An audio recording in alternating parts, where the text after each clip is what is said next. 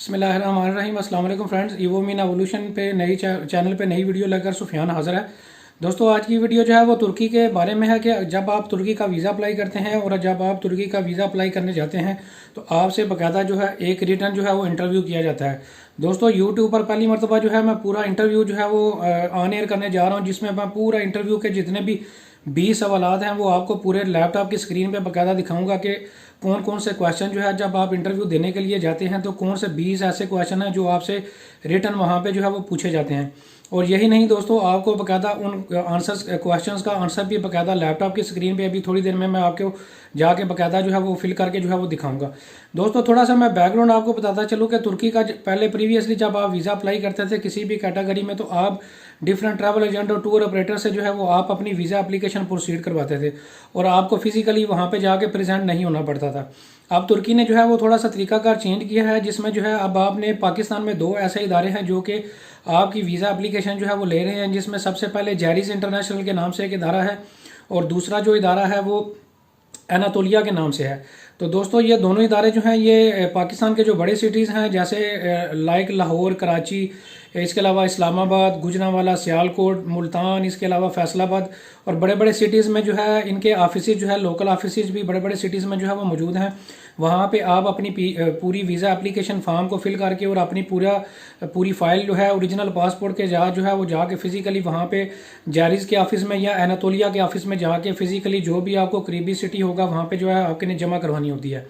आप original passport भी वहाँ पे जमा करवाएंगे, अपनी वीज़ा एप्लीकेशन फ़ीस भी वहीं पे जो है जमा करवाएंगे और सारे डॉक्यूमेंट्स वहाँ पे जब आप जमा करवाने के लिए जाएंगे तो जो बंदा वीज़ा अप्लाई कर रहा होगा वो फिजिकली खुद जो है उस बंदे को जो है वहाँ पे जो है वो जाना लाजमी होगा और वो बंदा जो है वहाँ पे जाके जब वीज़ा अप्लाई करने के लिए डॉक्यूमेंटेशन सारी जमा करवाएगा तो साथ उसका एक इंटरव्यू लिया जाएगा जो कि रिटर्न फॉर्म में इंटरव्यू जो है वो होगा। एक दोस्तों, आपको पेपर पे जो है वो प्रिंटेड 20 क्वेश्चन जो है 20 सवाल जो है वो मिलेंगे जिनका आपने जो है वो जवाब जो है वो देना होगा। दोस्तों, यहाँ पे आपको एक और इन्फॉर्मेशन देता चलूँ कि ये जो सवालात हैं 20 सवालात हैं जो कि मैं अभी आपको लैपटॉप की स्क्रीन पे जाके पूरे उनके आंसर्स भी बताऊंगा, वो इंग्लिश में आपने देने होंगे। और दोस्तों, यहाँ पे आपको एक और इन्फॉर्मेशन देता चलूँ, अगर आप जो है इंग्लिश नहीं जानते, आपको उर्दू आती है, तो आप इस जो क्वेश्चन जो वीज़ा एप्लीकेशन फॉर्म के साथ जो आपका जो बाकायदा इंटरव्यू फॉर्म जो आपने फिल करना होगा वो आप किसी बंदे से भी वहाँ पे आप किसी हेल्पर को जो है वो साथ लेके जाके फिल करवा सकते हैं। मिसाल के तौर पर आपको इंग्लिश नहीं आती, आप क्या करेंगे कि किसी बंदे को एज ए हेल्पर के तौर पर जो करीबी आपके सिटी में एनातोलिया का या फिर इसके अलावा जो फैडिस जारिस का जो है वो ऑफिस होगा वहाँ पे जो है वो आप जाएंगे और साथ जो बंदा आपका हेल्प करवाएगा, आपको आपका इंटरव्यू का जो फॉर्म है उसको फिल करने के लिए जो कि इंग्लिश जानता हो वो आप उसको जाके एज ए हेल्पर जो है वो साथ लेके जा सकते हैं। दोस्तों, अगर आपके पास कोई ऐसा बंदा भी मौजूद नहीं है जो आपकी हेल्प कर सके तो आपकी असिस्टेंस के लिए वहाँ पे एनातोलिया के ऑफिस में या फैडिस के ऑफिस में जो अमला बैठा होगा वो भी आपकी हेल्प करेगा।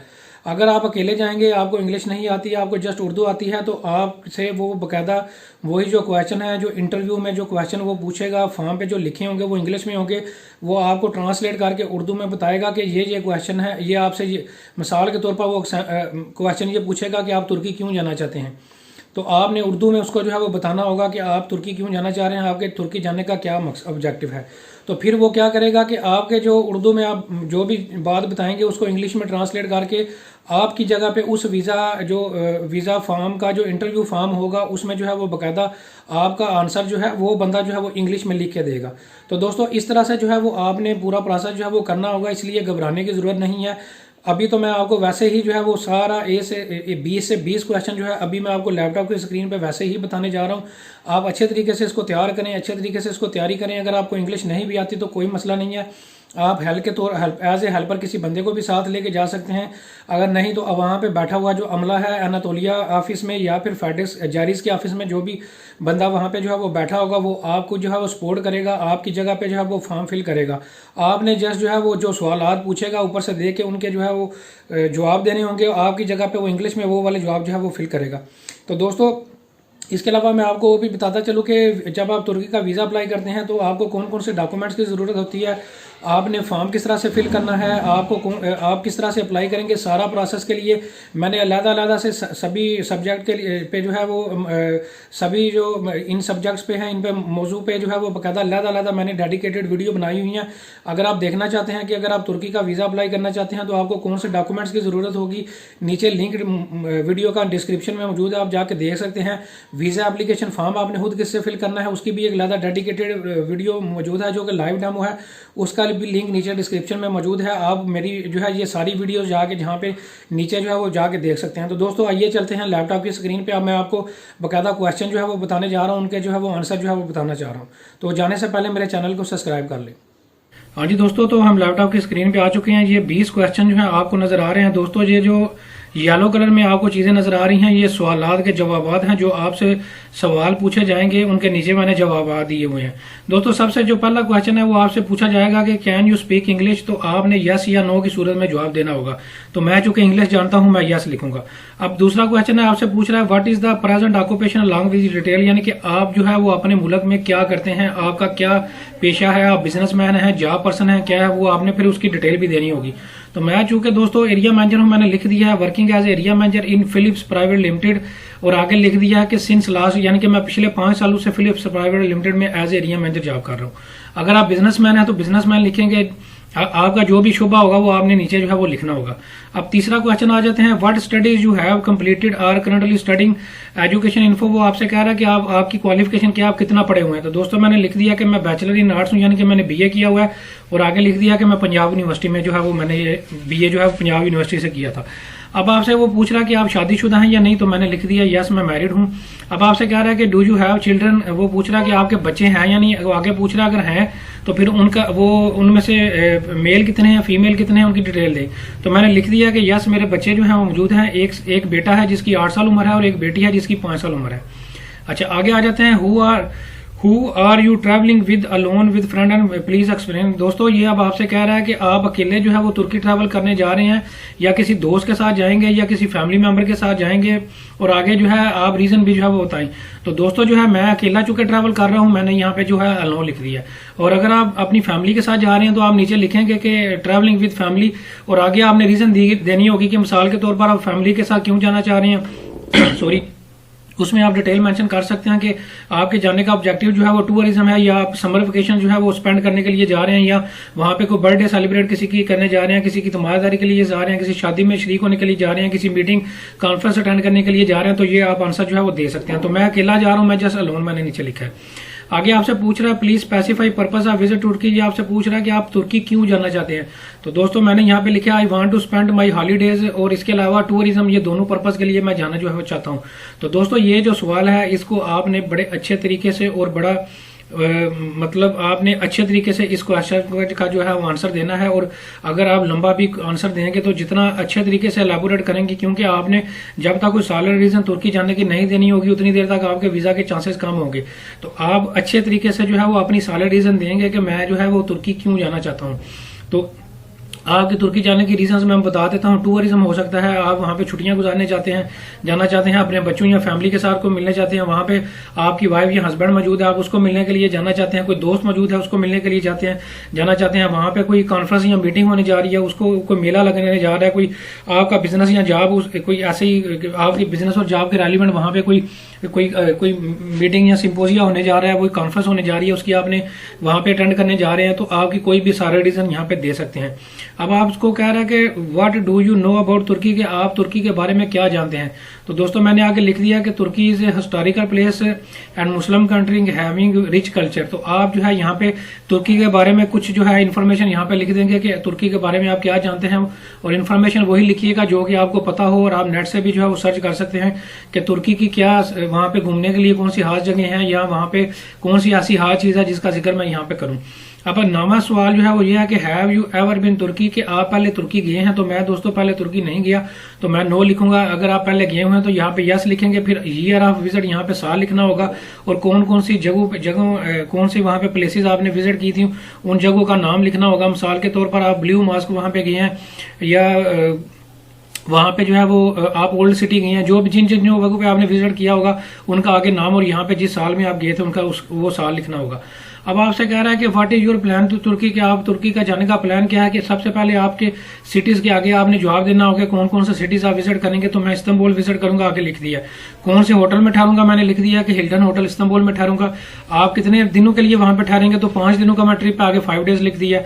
प्लेस यू विजिट, आप कौन कौन सी जगहों पे विजिट करेंगे, मैंने लिख दिया। वहां पे मैं ब्लू मॉस्क विजिट करूंगा, हजरत अयूब अंसारी का जो मकबरा है वहां पे जो है वो दरबार है, वो वहां पे जो है वो मैं उनके रोजे पे जो है वो विजिट करूंगा। इसके अलावा जो ओल्ड सिटी है तुर्की का वो विजिट करूंगा। इसी तरह आपने जहां जहां पे विजिट करना होगा वो यहाँ पे सिटीज, वहां पे जो नाम जो है वो एरियाज के लिख सकते हैं, कौन कौन सा एरिया कौन कौन सा वेन्यू आप जो है वो विजिट करेंगे, और जो सिटीज में जाएंगे उनका नाम भी देना होगा। दोस्तों बिल्कुल हूबहू इसी तरह के क्वेश्चंस आपको मिलेंगे, यही एग्जैक्ट क्वेश्चंस होंगे, इसी तरह जो है वो उनका डिजाइन भी इसी तरह से होगा। तो यही जो है इसी को आपने फॉलो करना होगा, यही आंसर जो है क्वेश्चन जो है वहां पे आपको मिलेंगे। अब आपसे कह रहा है do you have any friend and family member living, तो if yes then which city. दोस्तों आप कह रहा है कि आपका वहां पे कोई दोस्त या कोई फैमिली मेंबर तुर्की में रहता है, अगर तो रहता है तो आप बताएं कि कौन सा सिटी में रहता है और कितना अरसा हो गया उसको तुर्की रहते हुए। आल्सो प्रोवाइड, और उसके पास जो वहां पे तुर्की की रेजिडेंट परमिट मौजूद है या वहां की नेशनैलिटी मौजूद है, वो भी उसकी कॉपी भी साथ लगाएं और उसकी डिटेल भी जो है वो साथ दें। तो दोस्तों अगर तो आपका कोई फ्रेंड एंड फैमिली मेंबर वहां पे तुर्की का मौजूद है जिसके पास वहां का वर्क परमिट है या रेजिडेंसी है तुर्की की, तो फिर आपने यहाँ पे यस लिखना होगा। फिर उसका पूरा नाम और जिस जगह पे वो रहता है उसका एड्रेस, कितने अरसे से रह रहा है, वो डिटेल बतानी होगी। और उसके पास तुर्की का जो भी रेजिडेंट परमिट है या जो भी उसके पास पासपोर्ट है उसका नंबर या उसका डिटेल जो है वो देनी होगी, उसका नंबर भी जो है वो मोबाइल नंबर भी देना होगा। तो दोस्तों मेरा तुर्की में कोई भी जानने वाला फ्रेंड एंड फैमिली मेंबर नहीं है, दोस्त या कोई रिश्तेदार नहीं है, तो मैं जस्ट यहाँ पे नो लिखूंगा। अच्छा अब आपसे कह रहा है कि do you have any friend and family member who obtained Turkey, यानी कि आपका कोई दोस्त या आपका कोई रिश्तेदार जिसके पास तुर्की की नेशनैलिटी हो, तो मेरे केस में नो है। और अगर आपका कोई दोस्त या कोई फैमिली मेंबर जिसके पास तुर्की की सिटीजनशिप मौजूद है, शहरियत मौजूद है, तो आप यस लिखेंगे। Are you going to stay in Turkey और do you attend to visit. दोस्तों ये आपसे कह रहा है कि आप सिर्फ तुर्की को विजिट करेंगे या फिर आगे जो है किसी और कंट्री में भी मूव करेंगे। मिसाल के तौर पर आपने तुर्की विजिट करके आगे किसी अमेरिका या कनाडा किसी कंट्री का ट्रैवल करना है, तो फिर आपने लिखना होगा कि are you going to Turkey, yes I will visit only Turkey, then I will come back and join. यानी कि जो है दोस्तों यहाँ पे जो है वो सॉरी यहाँ पे जो है वो मैंने नो लिखूंगा, क्योंकि मैं जस्ट जो है वो तुर्की विजिट करने जा रहा हूँ, तो मैं जस्ट नो लिखूंगा। क्योंकि अगर तो दोस्तों आप कोई और भी साथ कंट्री विजिट करेंगे तो फिर आपने यहाँ पे यस लिखना होगा, और फिर आप यहाँ पे लिखेंगे yes I will visit to USA also, then I will come back to home.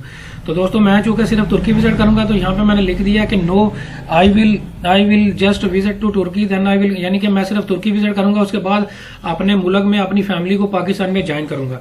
अब आपसे कह रहा है कि you have visited Turkey before, आपने पहले जो है वो तुर्की को विजिट किया हुआ है या नहीं। Did you have any difficulty, sorry ये हैव है कि आप, यानी कि जब आप यहाँ पे तुर्की में आए थे तो आपको कोई मसला पेश तो नहीं आया, और अगर कोई आपको मसला पेश आया था तो वहां पे जो है इसको जो है वो बकायदा उसकी डिटेल दे। तो दोस्तों मैं चूंकि पहली दफा तुर्की जा रहा हूँ ना ही तो इसलिए मैं यहाँ पे नो लिखूंगा। अगर आप पहले तुर्की गए थे, आपको वहां पे कोई प्रॉब्लम आई थी, तो आप उसको यहाँ पे यस लिख के आगे जो है उस प्रॉब्लम की डिटेल जो है वो दे सकते हैं।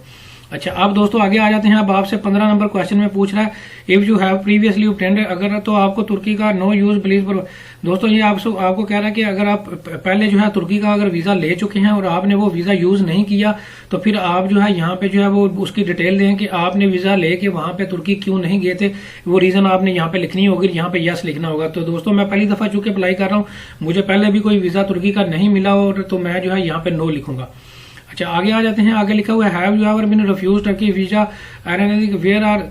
दोस्तों अब आपसे कह रहा है कि अगर तो आपने जो है तुर्की का या किसी और कंट्री का आपका वीजा जो है वो कभी रिफ्यूज हुआ है, तो उसकी अगर रिफ्यूज हुआ है तो उसकी बकायदा रीजन भी दें। तो दोस्तों मैंने अमेरिका का वीजा अप्लाई किया था, वो रिफ्यूज हुआ था, तो मैंने यहाँ पे यस लिखा है और आगे लिख दिया यूएसए और आगे लिख दिया है no reason has been define, यानी कि अमेरिका ने कोई मुझे रीजन जो है वो बकायदा प्रॉपर तरीके से नहीं बताई कि आपका वीजा रिफ्यूज होने की रीजन क्या है।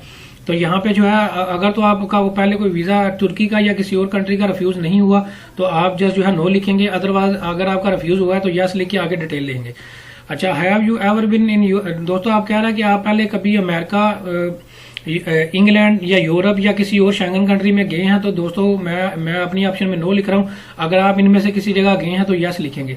तो आगे आपसे पूछ ला please specify which countries you have visited in general, यानी कि आप जो है पहले इन कंट्रीज के अलावा आपने जो है किसी और कंट्री का भी विजिट किया हुआ है। तो मैं यहाँ पे मैंने लिख दिया कि यस, मैंने जो है मैं यहाँ पे लिख देता हूँ यस, और आगे लिख दिया मैंने दुबई 2011 में मैंने जो है वो विजिट किया था।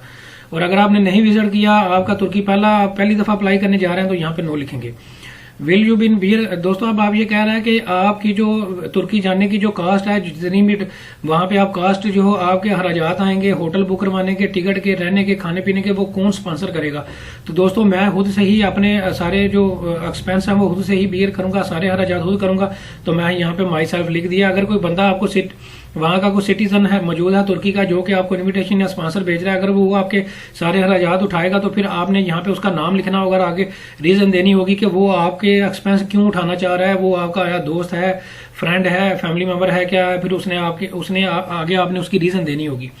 आगे आपसे कह रहा है कि एनी कमेंट्स। दोस्तों ये आखिरी क्वेश्चन है कि कोई और चीज ऐसी जो आप कमेंट्स में नीचे देना चाहें जो आपके सेन में हो। तो मैंने आगे लिख दिया है कि मैं अपना विजिट जो है वो तुर्की का कंप्लीट करने के बाद अपनी फैमिली को पाकिस्तान में ज्वाइन करूंगा। और स्पेशली जो है मेरे पेरेंट्स बूढ़े हैं और मैं उनकी गैर मौजूदगी में अपने बड़े भाई को जो है उनकी लुक आफ्टर के लिए, उनकी देखभाल के लिए अपने भाई को जो है ड्यूटी लगा के जा रहा हूं।